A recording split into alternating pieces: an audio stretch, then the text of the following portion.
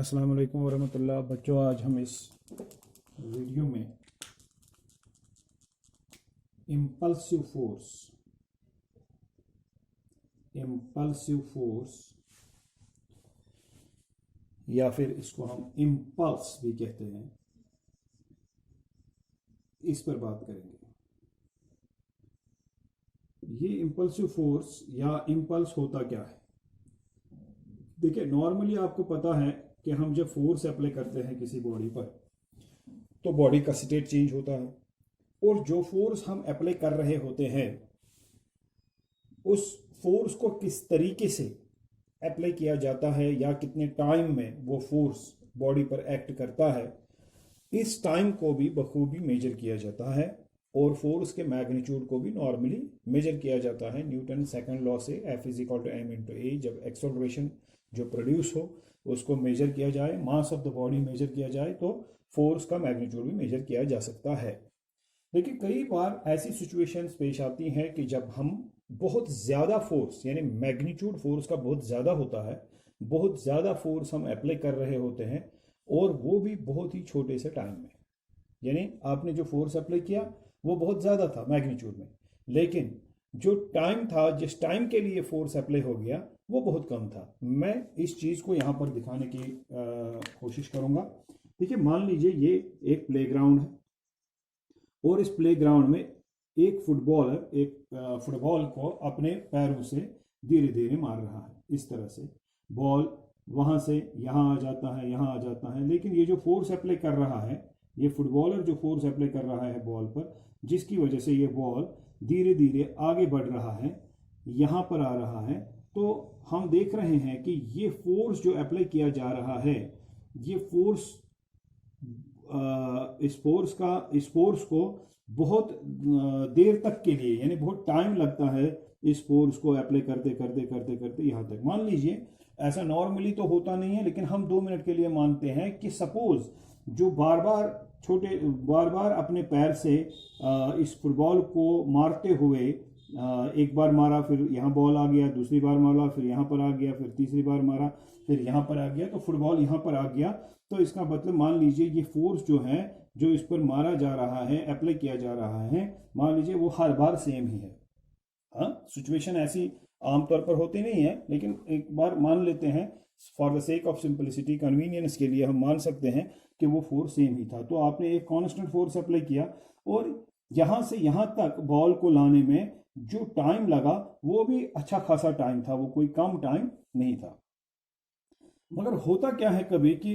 दूसरी सिचुएशन ऐसी हो सकती है कि यही फुटबॉलर जब इस फुटबॉल को यहाँ तक लेके आ गया, मान लीजिए यहाँ तक लेके आ गया, और यहाँ पर इसने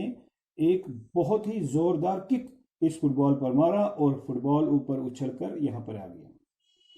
तो अब ये जो फोर्सेस यहाँ से यहाँ तक अप्लाई हुए थे उसमें, और इस वाले फोर्स में जो इस पॉइंट पर इसने फोर्स अप्लाई किया फुटबॉल पर, जिसकी वजह से फुटबॉल उछलकर यहाँ पर आ गया, तो आप देख रहे हैं कि इन फोर्सेस में और इस वाले फोर्स में काफ़ी फ़र्क है। क्या फ़र्क है कि ये फोर्सेस जो है वो एक बड़े टाइम तक के लिए अप्लाई किए गई, और उन फोर्सेस का जो इम्पैक्ट रहा, उसका जो टाइम रहा, या हम उसको टाइम ऑफ इम्पैक्ट भी कह सकते हैं, वो जो टाइम था, जिस टाइम के लिए फोर्स अप्लाई किया गया या फोर्सेस अप्लाई किए गए, वो टाइम काफ़ी कंसिडरेबल टाइम था, यानी अच्छा खासा टाइम था। लेकिन यहाँ पर जैसे ही किक मारा गया, मतलब एकदम से बहुत ही जोरदार फोर्स इस पर अप्लाई हो गया, और फोर्स कितने टाइम के लिए अप्लाई हो गया, उसका टाइम क्या था, मतलब टाइम ऑफ इम्पैक्ट क्या था, यानी time in which the force is applied on the football, what is that time? That is a very small time, and on the other hand the force applied is very large in magnitude, यानी बहुत ज्यादा force apply किया गया बहुत ही छोटे time में। तो क्या मतलब, जैसे देख लीजिए, अगर आप इसको इमेजिन करें, एक फुटबॉलर जब इसको किक मारेगा तो जैसे ही उसका पांव, मान लीजिए पहले पीछे जा रहा है हवा में, फिर आगे आ रहे हैं पांव उसका, और इस पर इसके साथ कांटेक्ट कर रहा है, अगर उसने बहुत ज़्यादा फोर्स अप्लाई किया, मान लीजिए वो फोर्स है F,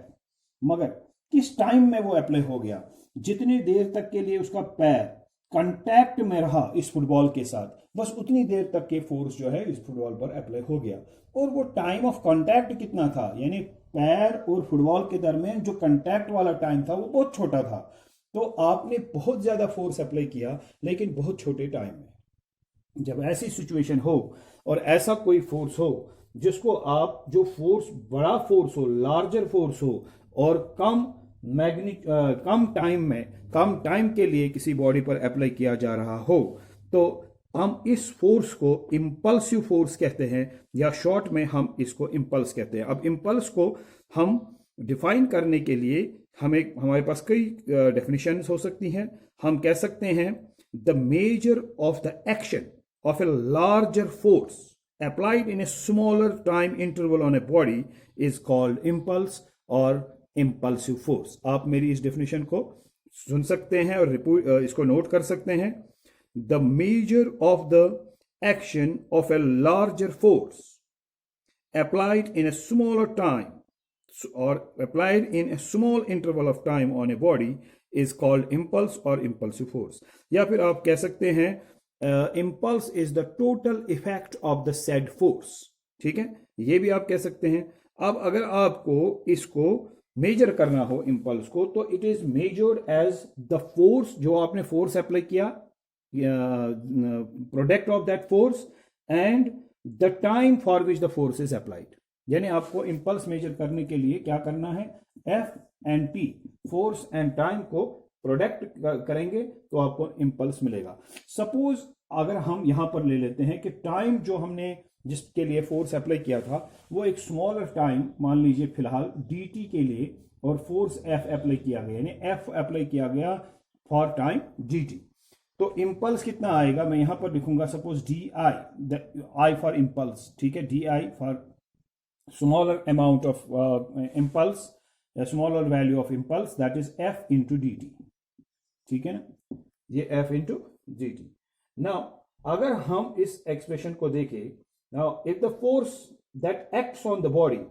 for a time interval from t1 to t2, then the, फिर इंपल्स किसके लिए, किसके बराबर होगा, मतलब अगर ये फोर्स अप्लाई हो गया between the time intervals t1 and t2, इस टाइम इंटरवल के दरमियान ये फोर्स एफ अगर अप्लाई हो गया, तो फिर ये इंपल्स किसके बराबर होगा, हम कहेंगे कि फिर हमें इसको इंटीग्रेट करना होगा। तो जब हम ऑन बोथ साइड्स इंटीग्रेट करेंगे, यहां हमें इंपल्स मिलेगा टोटल आई, तो integration of F D T, ठीक है ना, बिटवीन द लिमिट्स या within the limits t1 to t2, तो ये यहां पर एक्सप्रेशन रहेगा। तो हम ये कह सकते हैं कि I इज इक्वल टू, शाबाश, F बाहर आएगा तो हम ये लिखेंगे F, और यहां पर आएगा integral of 1 into D T, that is T, मैं यहां पर लिखता हूं बाकी, I इज इक्वल टू, शाबाश, यहां F आप बाहर लिख सकते हैं, ठीक है, फिर क्या बचा अंदर, डी टी का integration, that is T, limits क्या रहेंगे, शाबाश, लिमिट्स रहेंगे t1 टू t2, ये लिमिट्स है, ठीक है। Now that means I impulse is F, शाबाश, हाँ, यहां t2 माइनस t1, ठीक है। Now t2 minus t1 is the time interval in which the force is applied, तो आप इसको इस तरह से लिख सकते हैं, I is equal to F into delta T. अब मैंने डेल्टा टी से टाइम को डिनोट इसलिए किया क्योंकि यूजुअली टाइम इंटरवल छोटा ही होता है, तो हमने इस टाइम इंटरवल को डेल्टा टी से डिनोट किया। आपने कई सिचुएशंस में इंपल्स को काम करते हुए देखा होगा। देखिए, अगर हम यहां पर, मैं पहले इस तरह से भी एक चीज आपको बताना चाहूंगा कि अगर हम यहां पर एक ग्राफ प्लॉट करें, फॉर एग्जांपल ये एफ है और ये टी है, और मान लीजिए आपने यहां पर फोर्स अप्लाई किया बॉडी पर, ठीक है ना, मगर ज्यादा फोर्स है, कम टाइम में अप्लाई हो गया, तो आप इस तरह से एक ग्राफ बना सकते हैं। कई बार आप इस तरीके का ग्राफ बनाते हैं, यानी जिसमें आप एक इस तरीके का एक बड़ा सा बल्ब दिखाते हैं या एक बड़ा सा पैराबोला बनाते हैं, लेकिन मैं यहाँ पर इसको बहुत ही शार्पली रेज करके शार्पली नीचे ले आ रहा हूँ ताकि टाइम इंटरवल कम रहे। यहाँ टाइम इंटरवल ज़्यादा रहता है, तो बेहतर ये होगा कि अगर हम इस तरीके के ग्राफ से इसको दिखाएं, रिप्रेजेंट करें, तो ये टाइम इंटरवल यहाँ पर कम है, लेकिन जब आपने फोर्स अप्लाई किया, आप देख लीजिए फोर्स बहुत ज़्यादा था, ठीक है ना, और कम टाइम के लिए इसको अप्लाई किया गया है। देखिए मैक्सिमम वैल्यू जो फोर्स का है वो ये है इस पीक वाले पॉइंट पर, और बहुत ही कम टाइम के लिए इसको अप्लाई किया गया है। उसके बाद फोर्स धीरे धीरे डिक्रीज हो गया। मतलब अगर हम ये मान के चले कि एक फुटबॉलर ने बहुत ज़ोरदार किक इस बॉल पर मारा, अगर हम उसको धीरे धीरे समझे तो जैसे ही पैर उसका इस फुटबॉल के साथ कांटेक्ट में रहा होगा, आया होगा, तो पहले तो फोर्स इंक्रीज हुआ होगा, और उसके बाद जैसे ही उसका पैर थोड़ा सा नीचे या थोड़ा सा पीछे थोड़ा सा पीछे हटा होगा, उस वक्त फोर्स फिर डिक्रीज हुआ होगा। मतलब पहले बहुत ही कम टाइम के लिए फोर्स ने मैक्सिमम वैल्यू पकड़ लिया और फिर डिक्रीज हो गया, और ये सारा मामला बहुत ही कम टाइम में हो गया। इसलिए इस टाइम एक्सिस पर बहुत बड़ा इंटरसेप्ट नहीं है, एक छोटा सा इंटरसेप्ट है। तो अगर आप इस ग्राफ का एरिया निकालते हैं तो एरिया का मतलब ही होता है एफ इंटू टी, तो उससे भी आपको इंपल्स मिलता है। ये एक तरीका फिर रहेगा इम्पल्स को ग्राफिकली कैसे मेजर किया जाए। तो आप जैसे एफ एंड टी के दरमियान ग्राफ प्लॉट करेंगे, फिर एरिया ऑफ द ग्राफ आपको देगा एफ इंटू टी। तो एफ इंटू टी का मतलब, या इस तरह से अगर ये डेल्टा टी है एफ इंटू डेल्टा टी, अगर ये टी है तो एफ इंटू टी, तो फिर आपको इस एरिया से इम्पल्स मिलेगा। देखिए कई सिचुएशंस में आपने इम्पल्स को अप्लाई होते हुए देखा है। आप जरा देख लीजिए, जब एक क्रिकेटर एक बल्ले से मान लीजिए बॉल को हिट मारता है, तो बहुत ही ज्यादा फोर्स वो अप्लाई करता है। जब बहुत जोरदार हिट मारेगा तो बहुत ज्यादा फोर्स अप्लाई करेगा बहुत ही छोटे टाइम के लिए। और मान लीजिए ये बॉल नजदीक के किसी फील्डर के पास चली गई और उसने बॉल को रोकने के लिए अपना हाथ अचानक से आगे कर दिया, ठीक है ना। रेस्पॉन्स होता है ना, जैसे फील्डर की तरफ बॉल आ जाती है या हम खेल रहे होते हैं, आपकी तरफ बॉल आ जाती है, तो आप एकदम से अपना हाथ बॉल की तरफ निकालते हो और झट से ये बॉल जो है इस आदमी को, इस फील्डर के हाथ पर लग गई, तो क्या होगा कि उसके हाथ पर जो फोर्स लगेगा, फील्डर के हाथ पर जो फोर्स लगेगा वो बहुत ही ज्यादा होगा और बहुत ही कम टाइम के लिए वो लगेगा, और उसके हाथ को इंजरी हो सकती है या उसको दर्द हो सकता है। नॉर्मली हम फिर क्या करते हैं कि जब किसी फील्डर की तरफ बॉल आती है और वो उसका कैच करना चाहता है, तो वो फील्डर क्या करता है, वो बॉल की डायरेक्शन में, मान लीजिए इस तरह से यहाँ से बॉल आ रही है, इस तरफ से बॉल आ रही है, वो इसकी डायरेक्शन में अपने हाथ को ले लेता है और थोड़ा थोड़ा हाथ को पीछे करके इस बॉल को पकड़ लेता है। दैट मीन्स वो उस टाइम इंटरवल को इंक्रीज कर रहा है। तो जैसे वो टाइम को इंक्रीज करेगा तो इम्पल्स जो है, आप देख लीजिए फोर्स जो है उसके हाथ पर डिक्रीज होगा, क्योंकि आप देख सकते हैं it is I divide by delta T, शाबाश, इज इक्वल टू एफ। यहां से निकलेगा I divide by delta T is equal to F. अगर उसने टाइम के इंटरवल को बढ़ा दिया तो ज्यादा फोर्स फिर उसके हाथ पर अप्लाई नहीं होगा। इसका डायरेक्टली हम देख सकते हैं कि टाइम और फोर्स के दरमियान जो यहां पर रिलेशन है, बेसिकली इसी को एक्सप्रेस करने के लिए इम्पल्स टर्म को इंट्रोड्यूस किया गया है। अच्छा, इसका हम एक डायरेक्ट रिलेशन जो है वो न्यूटन सेकंड लॉ से भी देख सकते हैं। क्या कि वहां पर भी आप देखते हैं कि जब बहुत कम टाइम में फोर्स मोमेंटम में चेंज आ जाती है, यानी जो चेंज बहुत कम टाइम में मोमेंटम में आ जाए तो फोर्स ज्यादा होता है। फिर अगर मोमेंटम चेंज हो गया लेकिन ज्यादा टाइम चेंज होने के लिए लिया तो फोर्स जो है वो कम होता है। तो फिर इसका रिलेशन क्या बनेगा न्यूटन सेकंड लॉ के साथ, वो हम यहां पर देखना चाहेंगे। देख लीजिए, हम according to Newton second law हमें पता है कि फोर्स किसके बराबर होता है, it is dp divide by dt, rate of change of momentum, ठीक है। तो ये rate of change of momentum है, तो dp किसके बराबर आएगा, dp आएगा f dt, ठीक है। अब मान लीजिए एक बॉडी का मोमेंटम चेंज हो गया फ्रॉम p1 शाबाश टू p2, ठीक है, और ये सब कुछ हो गया किसी टाइम में जिसको आपने tt कह दिया, या जिसको आप t1 टू t2 मान लीजिए, टाइम चेंज हो गया उस टाइम, ठीक है ना, उस वक्त। तो आप कैसे लिख सकते हैं ये, अगर आप देखें तो आप लिख सकते हैं, ये आपकी इक्वेशन फर्स्ट है, अगर आप इसको इंटीग्रेट करें तो आपको मिलेगा इंटीग्रेशन ऑफ dp, ठीक है, is equal to what, integration of f dt। Limits क्या रहेंगे, यहां पर p1 to p2 momentum change हो रहा है, और मान लीजिए टाइम चेंज हो रहा है फ्रॉम t1 टू t2, यानी टाइम इंटरवल जो है वो T1 टू T2 है, यानी T1 से लेकर के T2 तक टाइम में क्या हो गया, मोमेंटम चेंज हो गया बॉडी का P1 टू P2। अब ये क्या बनेगा, ये यहाँ पर बनेगा P और इसके लिमिट्स क्या रहेंगे, P1 टू P2। अब ये F बाहर आएगा और यहाँ पर integration of dt that is T, limits रहेंगे T1 टू T2। अब ये आप देख लीजिए P2 माइनस P1 जब आप लिमिट्स अप्लाई करेंगे, और यहां पर F, हाँ शाबाश, T2 माइनस T1, ठीक है। ये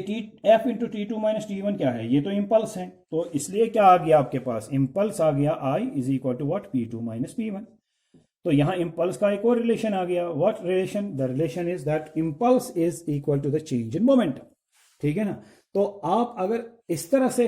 इम्पल्स को मेजर नहीं कर पा रहे हैं F इंटू डेल्टा टी या F इंटू टी, तो फिर आप मेजर कर सकते हैं change in momentum. Whenever you measure the change in momentum of a body, you are measuring the impulse, आप इम्पल्स को मेजर कर रहे हैं। और इस थ्योरम को, that impulse is equal to change in momentum, it is called impulse momentum theorem, इसको हम इम्पल्स मोमेंटम थ्योरम कहते हैं। और यहां से आप अगर देखें, जहां जबकि फोर्स होता है rate of change of momentum according to Newton second law, इसी तरह से यहां पर हमने देख लिया impulse is not rate of change of momentum, impulse is only change in momentum. तो इम्पल्स के SI यूनिट्स भी वही आएंगे जो मोमेंटम के हैं, क्या, न्यूटन सेकंड या फिर kg मीटर पर सेकंड, ठीक है।